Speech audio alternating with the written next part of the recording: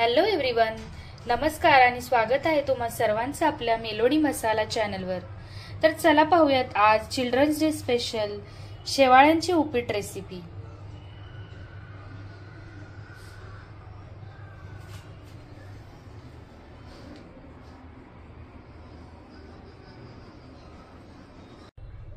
चला पाहूयात आज आपण शेवाळ्याचे उपीट।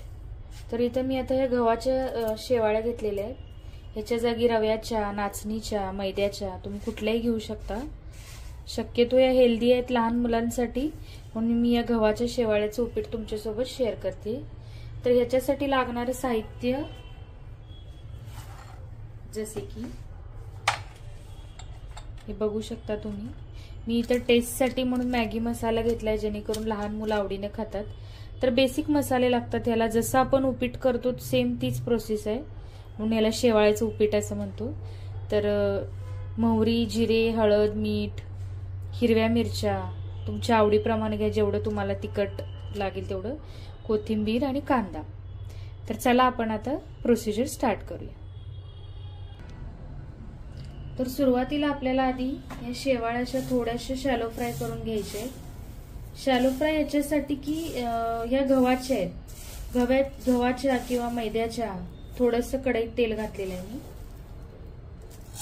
तर याने काय होतं, गव्हाच्या म्हणा किंवा मैद्याच्या ज्या शेवाळ्या असतात ह्या न भाजलेल्या आहेत, रोस्टेड मिळतात त्याला भाजायची गरज नाही, पण हे न भाजलेल्या घरगुती शेवाळ्या आहेत।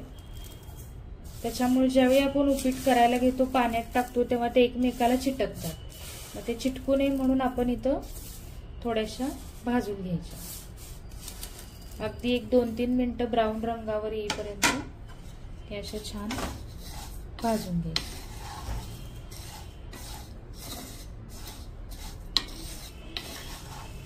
तेलाऐवजी तुम्ही तुपात सुद्धा भाजू शकता। मी इथं अर्धा चमचा तेल वापरले।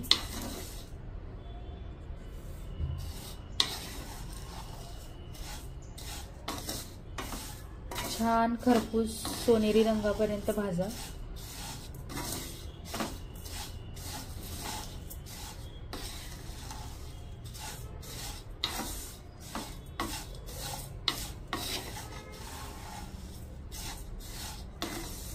एकाच बाजूने भाजणार नाही त्याची काळजी घ्या, म्हणून भाजता भाजता कंटिन्युअसली तुम्ही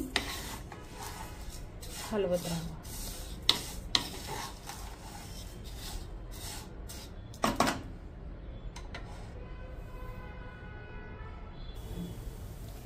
तर इथं बघू शकता आता हे थोडेसे सोनेरी रंगावर आलेले आहेत, करपणार नाही याची काळजी घ्या। ही लहान मुलांसाठी खाण्यासाठी एकदम बेस्ट डिश आहे, हेल्दी डिश आहे। आणि 14 नोव्हेंबर आहे, चिल्ड्रन्स डे, सो मी माझ्या मुलांसाठीच बनवलंय, त्यांच्याही आवडीचं आहे। फक्त थोडीशी ट्रिक अशी की मी मॅगी मसाला वापरते, जेणेकरून ते अजून जरा टेस्टी होईल, त्यांना खायला आवडेल। हे बघा, हे आपलं कंप्लीट असं ब्राऊन कलर आला। आता गॅस बंद करायचा। आता या शेवाळ्या आपण काढून घेऊ।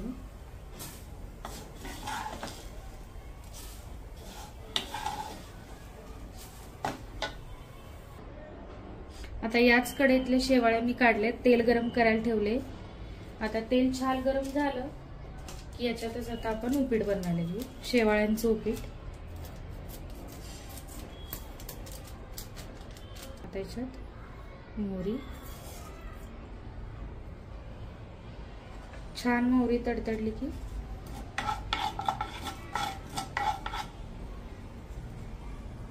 आता याच्यात जिरे,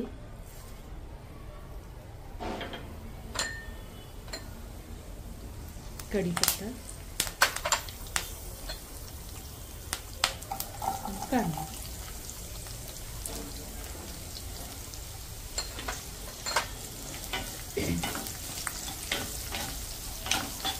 छान कांदा असा लालसर होईपर्यंत भाजून।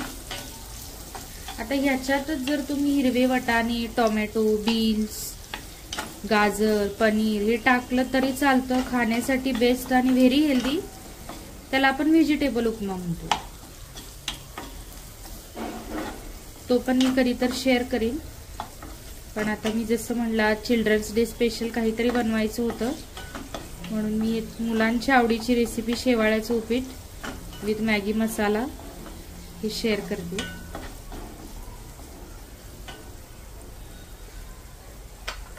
कांदा छान लाल असं भाजू द्या.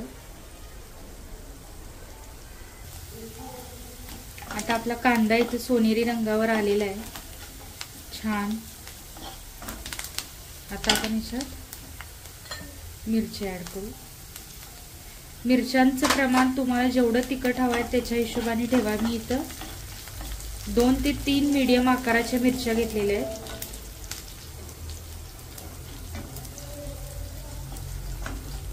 ह्याला 1-2 मिनिटं परतून घ्या.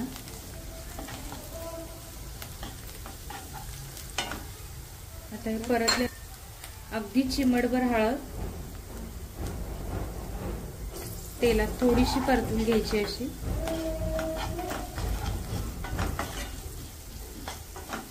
हळद छान परतली आता आपण याच्यात पाणी ऍड करायचं.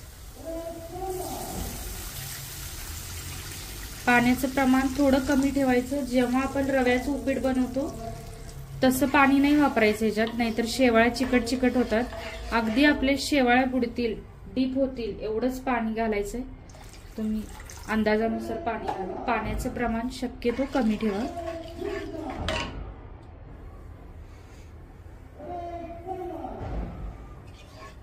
आता ह्याच्यात तुमच्या आवडीनुसार चवीप्रमाणे मीठ घाला.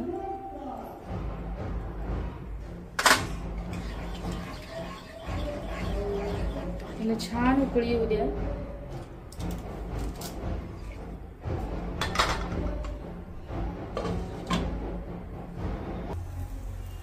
तर चला आता बघूया.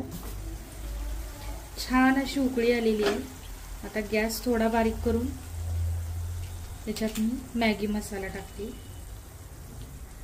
मॅगी मसाला ऑप्शनल आहे, पण अगदीच छोट्या मुलांसाठी करताय तर टाकायला काहीच हरकत नाही. नाही घातला तरी पण खूप छान लागतात, कारण त्या गव्हाच्या शेवाळ्या आहेत. आता मसाला घातल्यावर 1-2 मिनिटं वाफ येऊ द्या.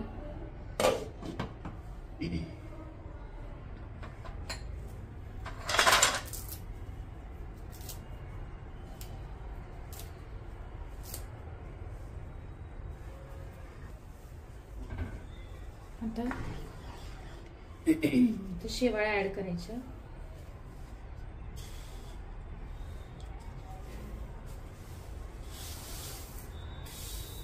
थोडा ऍड करा.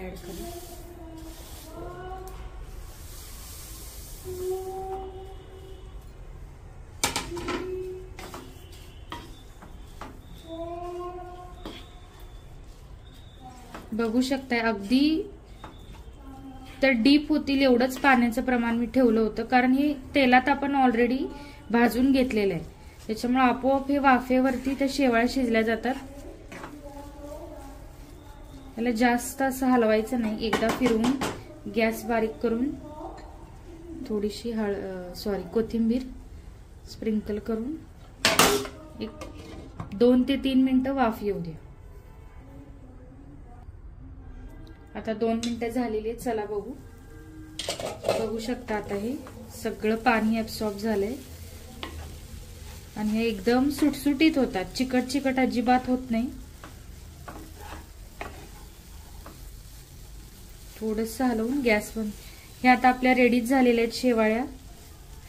हे उपीट शेवाळ्याचं करण्यासाठी गव्हाच्याच शेवाळ्या पाहिजेत असं नाही. तुम्ही रव्याच्या, नाचणीच्या, मैदा ज्या अवेलेबल असतील त्यांनी करा. खूप छान लागतं.